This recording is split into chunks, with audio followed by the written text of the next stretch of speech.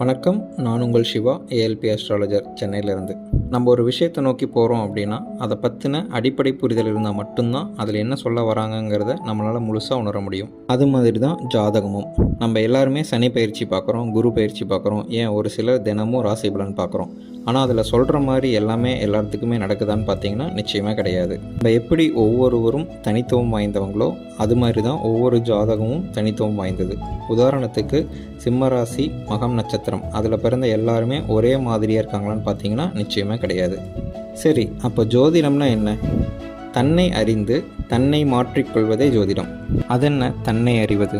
இந்த உலகத்தில் ஜெயிச்ச எல்லாருமே தனக்குள் இருக்கும் தனித்துவத்தை அறிஞ்சு அதை நோக்கி போனவங்க மட்டும்தான். 10/11 இருக்க யாருமே வெற்றி பெற்றதா சரித்திரமே கிடையாது. நம்ம கையில் இருக்க ஜாதகம் நம்ம எந்த நேரத்தில் எதை பண்ணணும், எதை பண்ணக்கூடாது, எப்படி செயல்படணும் அப்படிங்கிறத காட்டுறது தான். வாங்க ஒரு சின்ன கதை மூலியமாக அதை பார்க்கலாம். நான் சிவா, சென்னையில் இருக்கேன். சொந்த ஊர் ஈரோடு.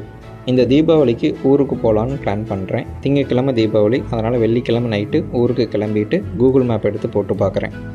அது காட்டுது நீங்கள் செங்கல்பட்டு தாண்டதுக்கே 3 to 3.5 மணி நேரம் ஆகுதுன்னு சொல்லிட்டு. அதுவும் சரி தான், ஒட்டுமொத்த சென்னையும் அந்த நேரத்தில் தானே வெளியே போகும். வேறு ஏதாவது ரூட் இருக்கான்னு பார்த்தா அந்த ரூட்டும் அதை விட டிராஃபிக்னு காட்டுது. சரி, இப்போ நைட்டு போனால் டிராஃபிக்காக இருக்கும், என்ன பண்ணலாம்? நைட்டு தூங்கிட்டு காலையில் ஏர்லி மார்னிங் எந்திரிச்சு போனோம்னா கொஞ்சம் டிராஃபிக் கம்மியாக இருக்கும், சீக்கிரமாகவும் போகலாம். ஏன்னா ட்ராவல்ஸ் பஸ் எல்லாமே நைட்டு போயிடும். இப்போ மேப் பார்த்துட்டோம், மேப் பார்க்குறோமோ பார்க்கலையோ நைட்டு போனால் டிராஃபிக் இருக்குதுன்னு தெரியுது. சரி பரவாயில்ல, நைட்டோட நைட்டாக அப்படியே கொஞ்சம் மெதுவாகவே போயிடலாம், டிராஃபிக் இருந்தாலும் பரவாயில்ல அப்படின்னு சொல்லிட்டு நான் கிளம்புறேன்னு வச்சுக்கோங்க. நடுவில் போய் டிராஃபிக்கில் மாட்டிட்டேன், ஃபுல் ஜாம் ஆகி நிற்கிது. இப்போது கடுப்பாகி புலம்பிகிட்டே வண்டி ஓட்ட இன்னும் கஷ்டமாக தான் இருக்கும். முன்னாடியும் போக முடியாது. சரி வீட்டுக்கு போய் தூங்கி எந்திரிச்சு காலையில் போகலான்னு நினச்சாலும் திரும்பியும் வர முடியாது. இந்த இடத்துல ஏதாவது மேஜிக் பண்ணாவோ, இல்லை ஏதாவது பரிகாரம் பண்ணாவோ, இல்லை ஏதாவது கடவுளையே கும்பிட்டாலோ இந்த டிராஃபிக்லேருந்து நம்மளால் வெளியே வர முடியுமான்னு பார்த்தீங்கன்னா நிச்சயமாக கிடையாது.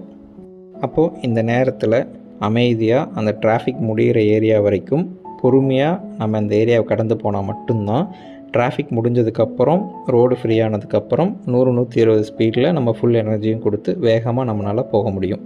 இதே மாதிரி தாங்க நம்ம வாழ்க்கையும். நம்ம இந்த உலகத்துக்கு ஒரு பயணத்துக்காக வந்திருக்கோம். அந்த பயணத்துடைய கூகுள் மேப் தான் ஜாதகம். எப்போ பயணிக்கலாம், எப்படி பயணிக்கலாம், எங்கே பயணிக்கலாம் அப்படிங்கிறத நம்ம ஜாதகத்துலேருந்து ஈஸியாக தெரிஞ்சுக்க முடியும். நம்ம டிராஃபிக்கில் போய் மாட்டினதுக்கப்புறம் ஒரு கூகுள் மேப்பை போட்டு பார்த்தோம் அப்படின்னா அது எவ்வளோ நேரம் இருக்கும், எப்படி இருக்குங்கிறத மட்டும்தான் தெரிஞ்சுக்க முடியும். அந்த டிராஃபிக்லேருந்து நம்மளால் வெளியே வர முடியாது. அது மாதிரி தான் நம்ம கஷ்ட காலங்களில் இருக்கும்போது ஜோசியர்கிட்ட போய் ஜாதகம் பார்த்தோம் அப்படின்னா அவர் சொல்கிற பரிகாரங்கள் மூலியமாகவோ இல்லை வேறு ஏதோ ஒரு விஷயங்கள் மூலியமாகவோ நம்ம அந்த கஷ்டத்துலேருந்து வெளியே வர முடியுமானா நிச்சயமாக முடியாது. அது எந்த காலகட்டங்கள் வரைக்கும் இருக்குதுன்னு பார்த்துட்டு அந்த காலகட்டங்கள் வரைக்கும் நம்ம அமைதியாக அதை கடந்து தான் வரணும், வேறு வழி இல்லை. ஸோ நம்ம லைஃப்பில் நம்ம எப்படி போகணும், நம்மளோட ஒரிஜினல் கேரக்டர் என்ன, நம்ம எதை மாற்றிக்கிட்டால் நம்ம வாழ்க்கை அமைதியாக இருக்கும் அப்படிங்கிறத தெரிஞ்சுக்கிட்டு அதை நம்ம மாற்றிக்கிறது தான் உண்மையான ஜோதிடம். உதாரணத்துக்கு ஒரு ஜாதகர் வீடு கட்டணும்னு நினைக்கிறாரு. அவருடைய பட்ஜெட் 50 லட்சம் ரூபாய். அவர் கையில் காசு வச்சுருக்காரு.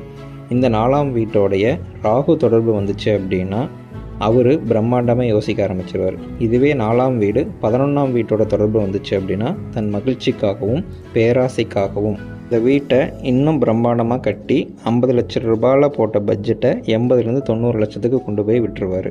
இப்போது அந்த மீதி பற்றாக்குறையான பணத்தை கடன் வாங்கி தன்னுடைய மீதி இருக்கிற வாழ்நாள் ஃபுல்லாக அந்த கடனை கட்டுறதுக்கே கழிக்கிற மாதிரி ஆயிரும். கஷ்டம் வந்ததுக்கப்புறம் இந்த வீடு சரியில்லை, இந்த வீடோட வாஸ்து சரியில்லைன்னு சொல்லி யோசிப்பாங்க.